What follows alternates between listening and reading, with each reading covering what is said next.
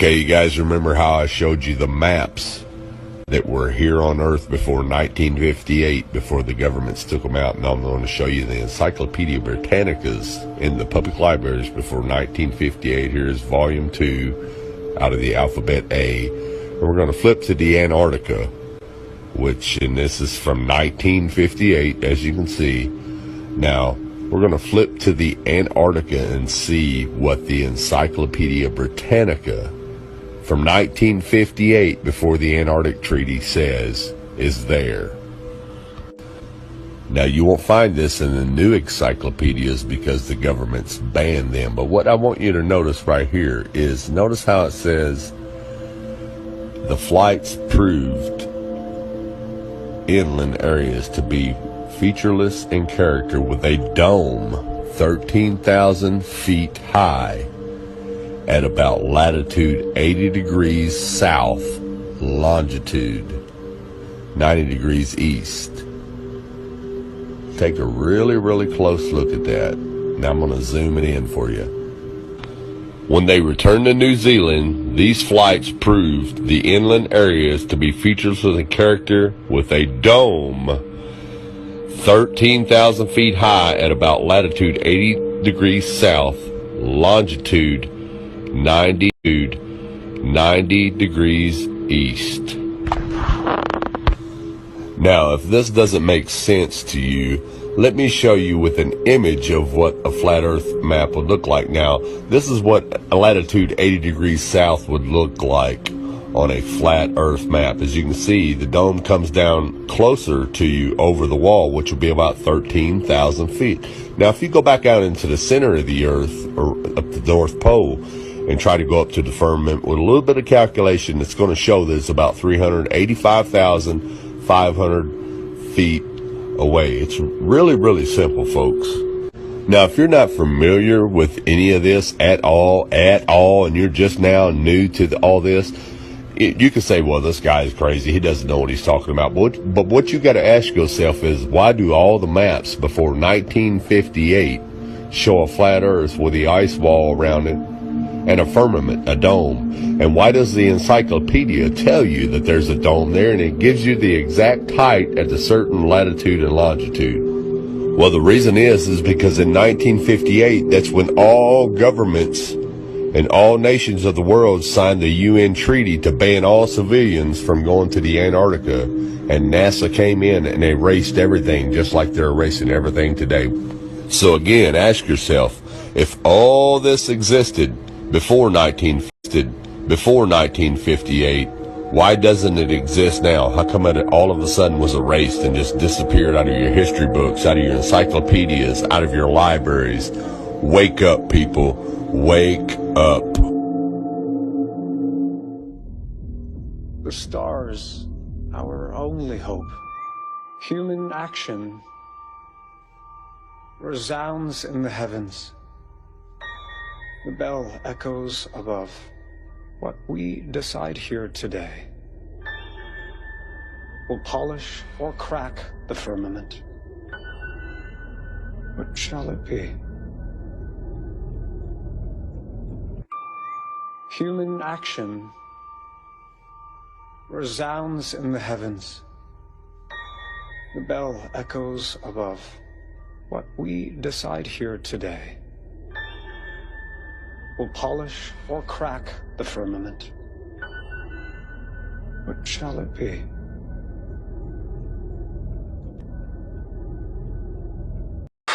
This is a map that is downloaded in every autopilot computer. On every airplane that has autopilot, this is the map that it uses. The only proof you guys have for round Earth, the globe, is NASA. No information you have ever received has come from anywhere but NASA. NASA in Hebrew means to deceive. This is Antarctica. If you do measurements for distances on how long flights are on this map, are identical to flight times that you look up on the internet. Do your research. It's not a globe. God said so.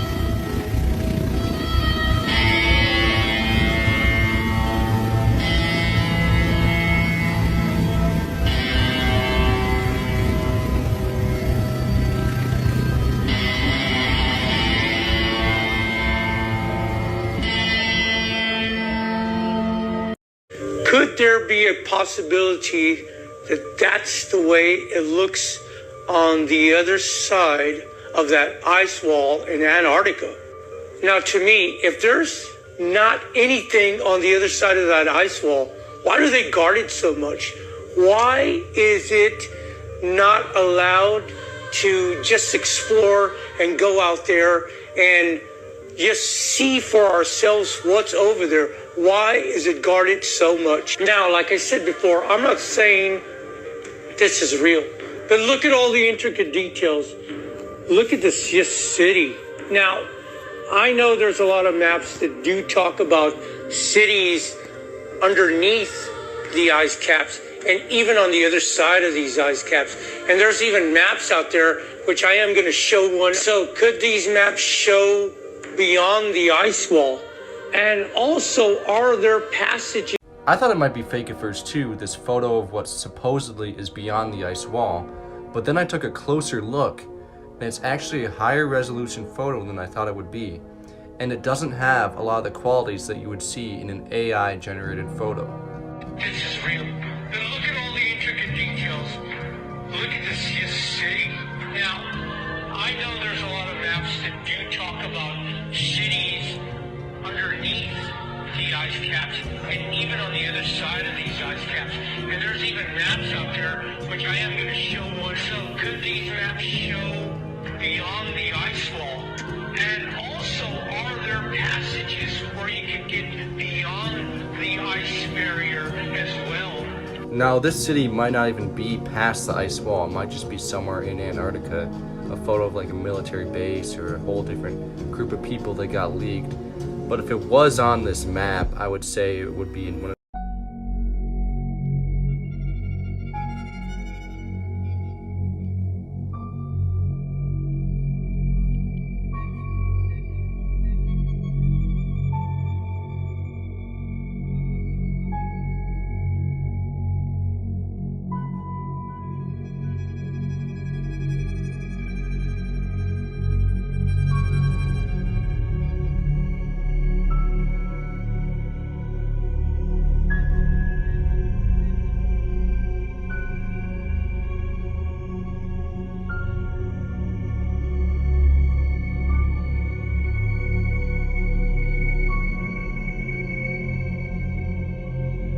You guys want to hear another mind-blowing and cool fact about Antarctica that will make you think really hard? Bro, this man was obsessed with Antarctica, and not just that, but flying saucers as well. It was later figured out that he had many operations that were done behind the scenes, including this one. This project was called the Bell, and it had anti-gravity capabilities and possibly more. Leaked documents from World War II shows that they were trying to make advanced airspace vehicles like this one. He did many expeditions to Antarctica as he believed that there was relics down there that were very powerful enough to win a war. Project High Jump deployed 4,700 troops, including equipment, to Antarctica. He also sent some of the greatest scientists down there to retrieve these relics, aka technologies. Rumors from these documents suggest that they were working with extraterrestrials down there, which might explain why he wanted the Aryan race, which looks like the extraterrestrials he was trying to mimic. This also lines up with his fascination with flying saucers.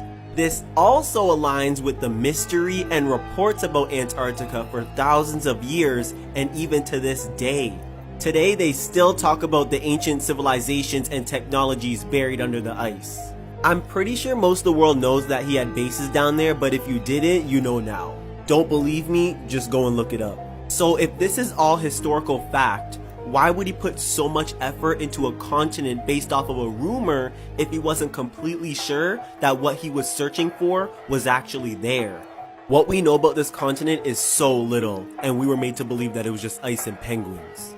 Antarctica is sketchy. Yeah, every single country has signed a treaty that you can't do anything in Antarctica. No one can go to certain areas in Antarctica, and no one can own Antarctica. Hitler at one point went to Antarctica with like 40-something virgin women. Isn't that bizarre? He has a documented voyage to Antarctica with like 40 virgin women. And there's no reason behind it? They had like a official meeting. They still have official meetings. The leaders of XRP, that created XRP, went to like this World Economic Forum giant meeting in Antarctica. For no reason. They just went to Antarctica to have a meeting. Why would they do that? What is going on beneath Antarctica? In 1995, a naval engineer stationed at the McMurdo Station in Antarctica revealed that he had been covering up something this whole time. Well, you see, while transporting supplies and crew members to sites around Antarctica, he and his crew reported seeing circular crafts flying about an area called Beardmore Glacier. However, they were never allowed to investigate further, as the area around it was supposed to be a no-fly zone. On one occasion, they received an emergency immediate extraction for an injured crew member. The captain knew they wouldn't make it if they used conventional flying routes, and decided to fly through the Beardmore Glacier to pick up the casualty. However, upon entering the no-fly zone, they saw a giant hole the size of a football field that led below the ice. Eventually, they rescued the injured crew member, but upon returning to McMurdo Station, they were met by a man dressed in all black that told them, "What you saw at the pole, you did not see. You do not talk about this because you never saw it."